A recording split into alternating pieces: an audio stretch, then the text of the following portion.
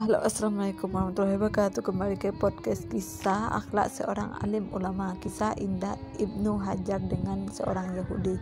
Ibnu Hajar rahimahullah dulu adalah seorang hakim besar Mesir. Di masanya beliau jika pergi ke tempat kerjanya berangkat dengan naik kereta yang ditarik oleh kuda-kuda atau keledai-keledai dalam sebuah arak-arakan.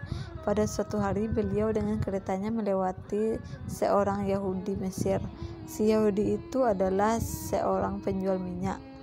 Sebagaimana kebiasaan tukang minyak, si Yahudi itu pakainya kotor. Melihat arak-arakan itu, si Yahudi itu menghadang dan menghentikannya.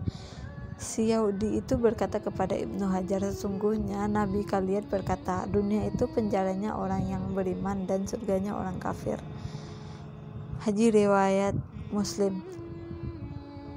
Namun, kenapa engkau sebagai seorang beriman menjadi seorang hakim besar di Mesir dalam arak-arakan yang mewah dan dalam kenikmatan seperti ini, sedang aku yang kafir dalam penderitaan dan kesengsaraan seperti ini?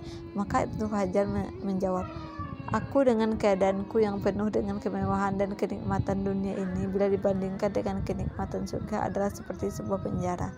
Sedang penderitaan yang kau alami di dunia ini dibandingkan dengan azab neraka itu seperti sebuah surga. Maka si Yahudi itu pun kemudian langsung mengucapkan syahadat, asyhadu an la ilaha illallah wa asyhadu anna muhammadar rasulullah. Tanpa berpikir panjang langsung masuk Islam. Subhanallah. Sangat menakjubkan hadis Rasulullah SAW dalam kisah ini.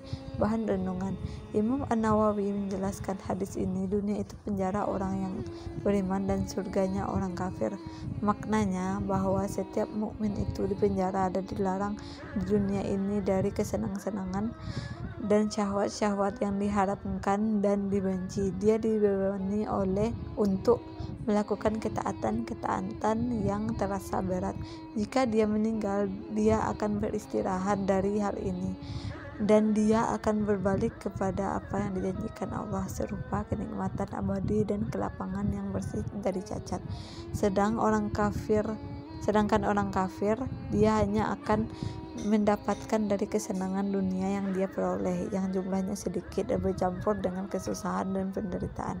Dan bila dia telah mati, dia akan pergi menuju siksaan yang abadi dan penderitaan yang selama-lamanya. Syarah Sahih Muslim nomor 5256. Maka sepantasnya seorang mukmin bersabar atas hukum Allah dan ridha dengan yang ditetapkan dan ditakdirkan oleh Allah. Semoga kita diberi taufik, kemudahan dan alfiat untuk menjalani kehidupan dunia ini. Amin.